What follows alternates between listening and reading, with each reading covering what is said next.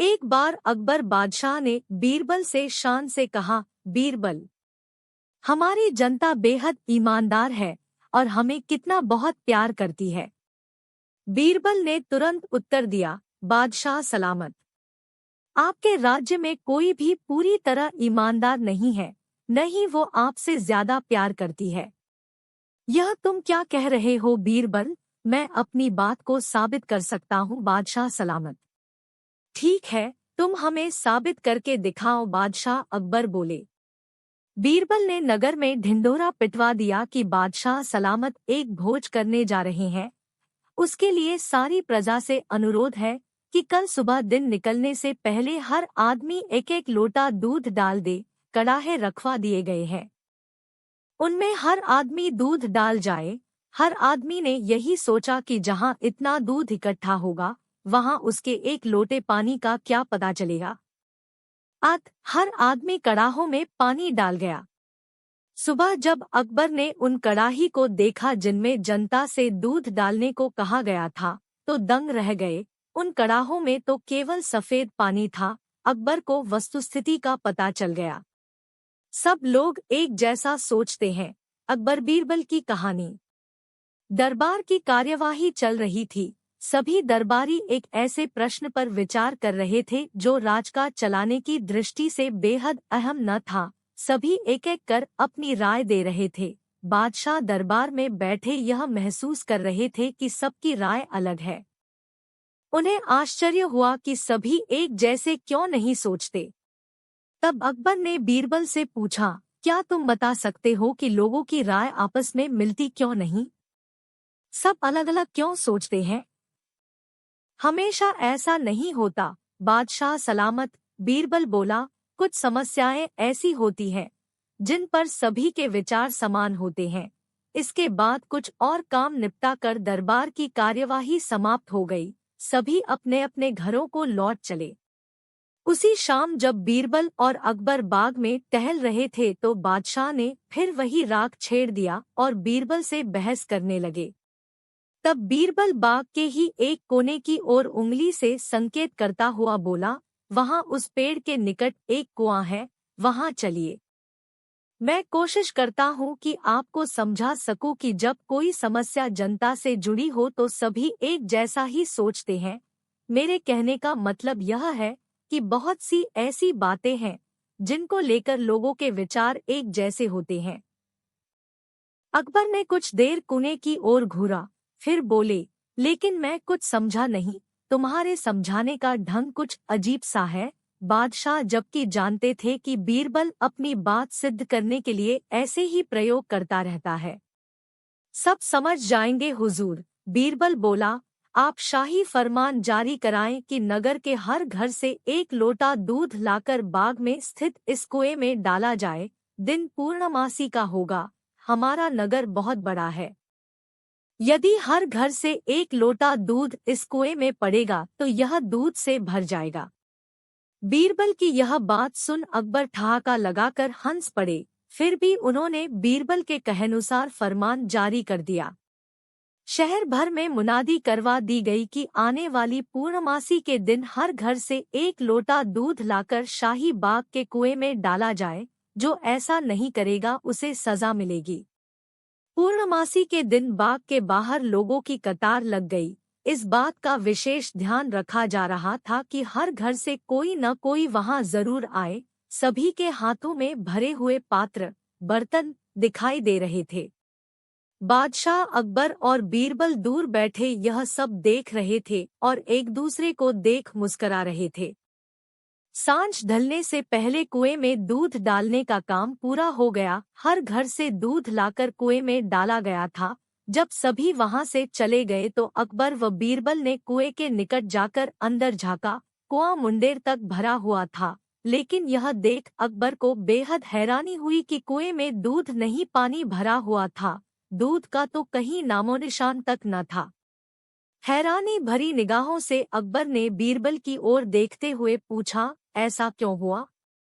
शाही फरमान तो कुएं में दूध डालने का जारी हुआ था, यह पानी कहाँ से आया? लोगों ने दूध क्यों नहीं डाला?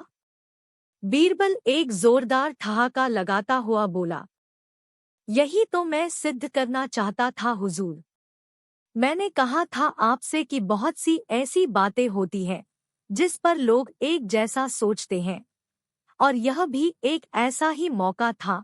लोग कीमती दूध बर्बाद करने को तैयार न थे। वे जानते थे कि कुएं में दूध डालना व्यर्थ है, इससे उन्हें कुछ मिलने वाला नहीं था। इसलिए यह सोचकर कि किसी को क्या पता चलेगा, सभी पानी से भरे बर्तन ले आए और कुएं में उड़ेल दिए। नतीजा, दूध के बजाय पानी से भर गया कुआं। बीरबल की यह चतुराई देख अकबर ने उसकी पीठ थपथ पाई। बीरबल ने सिद्ध कर दिखाया था कि कभी-कभी लोग एक जैसा भी सोचते हैं। शाम ढलने को थी, सभी आगंतुक धीरे धीरे अपने घरों को लौटने लगे थे। तभी बीरबल ने देखा कि एक मोटा सा आदमी शर्माता हुआ चुपचाप एक कोने में खड़ा है। बीरबल उसके निकट आता हुआ बोला, लगता है तुम कुछ कहना चाहते हो। बेहिचक कह डालो जो कहना है, मुझे बताओ, तुम्हारी क्या समस्या है। वह मोटा व्यक्ति सकुचाता हुआ बोला, मेरी समस्या यह है कि मैं पढ़ा लिखा नहीं हूँ। मैंने अपनी शिक्षा पर ध्यान नहीं दिया, जिसका मुझे खेद है। मैं भी समाज में सिर उठाकर सम्मान से जीना चाहता हूँ, पर अब नहीं लगता है ऐसा कभी नहीं हो पाएगा। नहीं, कोई देर नहीं, ऐसा जरूर होगा यदि तुम हिम्मत न हारो और परिश्रम करो। तुममें भी योग्यता है, बीरबल ने कहा, लेकिन ज्ञान पाने में तो सालों लग जाएंगे। मोटे आदमी ने कहा, मैं इतना इंतजार नहीं कर सकता। मैं तो यह जानना चाहता हूँ कि क्या कोई ऐसा तरीका है कि चुटकी बजाते ही प्रसिद्धि मिल जाए। प्रसिद्धि पाने का ऐसा आसान रास्ता तो कोई नहीं है। बीरबल बोला, यदि तुम वास्तव में योग्य और प्रसिद्ध कहलवाना चाहते हो तो मेहनत तो करनी ही होगी, वह भी कुछ समय के लिए। यह सुनकर मोटा आदमी सोच में डूब गया। नहीं, मुझमें इतना धैर्य नहीं है, मोटे आदमी ने कहा। मैं तो तुरंत ही प्रसिद्धि पाकर पंडित जी कहलवाना चाहता हूँ।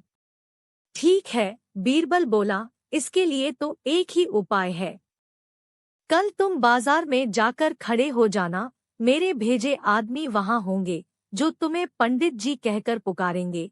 वे बार बार जोर जोर से ऐसा कहेंगे, इससे दूसरे लोगों का ध्यान इस ओर जाएगा। वे भी तुम्हें पंडित जी कहना शुरू कर देंगे। ऐसा होना स्वाभाविक भी है, लेकिन हमारा नाटक तभी सफल होगा जब तुम गुस्सा दिखाते हुए उन पर पत्थर फेंकने लगोगे या हाथ में लाठी लेकर उनको दौड़ाना होगा तुम्हें। लेकिन सतर्क रहना, गुस्से का सिर्फ दिखावा भर करना है तुम्हें, किसी को चोट नहीं पहुंचनी चाहिए। उस समय तो वह मोटा आदमी कुछ समझ नहीं पाया और घर लौट गया। अगली सुबह वह मोटा आदमी बीरबल के कहनुसार व्यस्त बाजार में जाकर खड़ा हो गया। तभी बीरबल के भेजे आदमी वहां आ पहुंचे और तेज स्वर में कहने लगे, पंडित जी, पंडित जी, पंडित जी। मोटे आदमी ने यह सुन अपनी लाठी उठाई और भाग पड़ा उन आदमियों के पीछे, जैसे सच ही में पिटाई कर देगा। बीरबल के भेजे आदमी वहां से भाग निकले, लेकिन पंडित जी का राग अलापना उन्होंने नहीं छोड़ा। कुछ ही देर बाद आवारा लड़कों का वहां घूमता समूह पंडित जी चिल्लाता हुआ उस मोटे आदमी के पास आ धमका। बड़ा मजेदार दृश्य उपस्थित हो गया था। मोटा आदमी लोगों के पीछे दौड़ रहा था और लोग पंडित जी कहते हुए नाच गा कर चिल्ला रहे थे। अब मोटा आदमी पंडित जी के नाम से प्रसिद्ध हो गया। जब भी लोग उसे देखते तो पंडित जी कहकर ही संबोधित करते। अपनी ओर से तो लोग यह कहकर उसका मजाक उड़ाते थे कि वह उन पर पत्थर फेंकेगा या लाठी लेकर उनके पीछे दौड़ेगा। लेकिन उन्हें क्या पता था कि मोटा तो चाहता ही यही था, वह प्रसिद्ध तो होने ही लगा था। इसी तरह महीनों बीत गए। मोटा आदमी भी थक चुका था। वह यह भी समझ गया था कि लोग उसे सम्मानवश पंडित जी नहीं कहते, बल्कि ऐसा कहकर तो वे उसका उपहास करते हैं। लोग जान गए थे कि पंडित कहने से उसे गुस्सा आ जाता है। वह सोचता था कि शायद लोग मुझे पागल समझते हैं। यह सोचकर वह इतना परेशान हो गया कि फिर से बीरबल के पास जा पहुंचा। वह बोला, मैं मात्र पंडित जी कहलाना नहीं चाहता, वैसे मुझे स्वयं को पंडित कहलवाना पसंद है, और कुछ समय तक यह सुनना मुझे अच्छा भी लगा, लेकिन अब मैं थक चुका हूँ। लोग मेरा सम्मान नहीं करते, वो तो मेरा मजाक उड़ाते हैं। मोटे आदमी को वास्तविकता का आभास होने लगा था। मोटे आदमी को यह कहता देख बीरबल हंसता हुआ यह बोला, मैंने तो तुमसे पहले ही कह दिया था कि तुम बहुत समय तक ऐसा नहीं कर पाओगे। लोग तुम्हें वह सब कैसे कह सकते हैं जो तुम हो ही नहीं? क्या तुम उन्हें मूर्ख समझते हो? जाओ, अब कुछ समय किसी दूसरे शहर में जाकर बिताओ। जब लौटो तो उन लोगों को नजरअंदाज कर देना जो तुम्हें पंडित जी कहकर पुकारे। एक अच्छे सभ्य व्यक्ति की तरह आचरण करना। शीघ्र ही लोग समझ जाएंगे कि पंडित जी कहकर तुम्हारा उपहास करने में कुछ नहीं रखा और वे ऐसा कहना छोड़ देंगे। मोटे आदमी ने बीरबल के निर्देश पर अमल किया।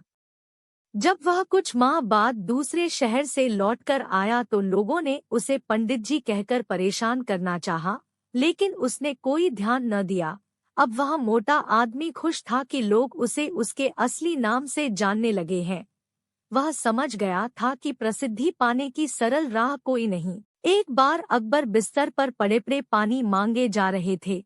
आसपास कोई खास निजी सेवक था नहीं, सो महल का कूड़ा कचरा साफ करने वाले निम्न दर्जे के मामूली नौकर ने हिम्मत करके बादशाह को पानी का गिलास दिया। अकबर उसे अपने कमरे में देखकर चौंक गए, लेकिन प्यास इतनी लगी थी कि वे खुद को रोक नहीं पाए और पानी ले लिया। तभी वहां अकबर के खास सेवक आ पहुंचे। उन्होंने फौरन उस कचरा साफ करने वाले नौकर को कमरे से बाहर कर दिया और सभी अकबर की चापलूसी करने लगे। दोपहर हुई तो अकबर का पेट खराब हो गया। हकीम को बुलाया गया, पर फिर भी अकबर की हालत में सुधार नहीं हुआ। अब राज वैद्य आए, उनके साथ राज्य ज्योतिष भी थे। उन्होंने कहा कि शायद आप पर किसी मनहूस व्यक्ति का साया पड़ा है, इसीलिए आपकी तबीयत खराब हुई है। अकबर बादशाह को तुरंत उस कचरा साफ करने वाले नौकर का ख्याल आया। उन्होंने कहा कि आज सुबह मैंने उस कचरा साफ करने वाले के हाथ से पानी पिया था, इसीलिए मेरे साथ यह सब हुआ है। उन्होंने गुस्से में उस नौकर को मौत की सजा दे दी। थोड़ी ही देर में सिपाहियों ने उस नौकर को कारागार में बंद कर दिया। बीरबल को जब इस बात का पता लगा तो वह उस नौकर के पास गए और उसे सांत्वना देते हुए कहा कि वह उसे बचा लेंगे। बीरबल तुरंत अकबर के पास गए और उनका हालचाल लिया। तब अकबर ने बताया कि हमारे राज्य का सबसे बड़ा मनहूस मुझे बीमार कर गया। यह बात सुनकर बीरबल हंस पड़े। तब अकबर को गुस्सा आया और वह बोले कि तुम्हें मेरी यह हालत देखकर मजा आ रहा है? तो बीरबल ने कहा कि नहीं नहीं महाराज, एक बात पूछनी थी। अगर मैं उस नौकर से बड़ा मनहूस आपको ढूंढ कर दूं तो आप क्या करेंगे? क्या आप इस नौकर को सजा से मुक्ति दे देंगे? अकबर ने तुरंत बीरबल की यह शर्त मान ली और पूछा कि बताओ उस नौकर से बड़ा मनहूस कौन है? अब बीरबल बोले, उस नौकर से बड़े मनहूस तो आप खुद हैं। उस नौकर के हाथ पानी पीने से आपकी तबीयत खराब हुई, आप बिस्तर पर आ गए, लेकिन उसका तो सोचिए। वह तो आपकी प्यास बुझाने आया था, आपकी खिदमत कर रहा था। सुबह सुबह आपकी शक्ल देखने से उसकी तो जान पर बन आई है, उसे तो मौत की सजा मिल गई, तो इसलिए उससे बड़े मनहूस तो आप हुए। अब आप खुद को मौत की सजा मत दीजिएगा, चूँकि हम सब आपसे बहुत प्यार करते हैं। बीरबल की यह चतुराई भरी बात सुनकर अकबर बिस्तर पर पड़े पड़े हंसने लगे। उन्होंने उसी वक्त उस गरीब नौकर को छोड़ देने के आदेश दिए और उसे इनाम भी दिया, और मनहूसियत का अंधविश्वासी सुझाव देने वाले राज्य ज्योतिष को उसी वक्त घोड़े के तबेले में मुनीमगिरी के काम में लगा दिया गया।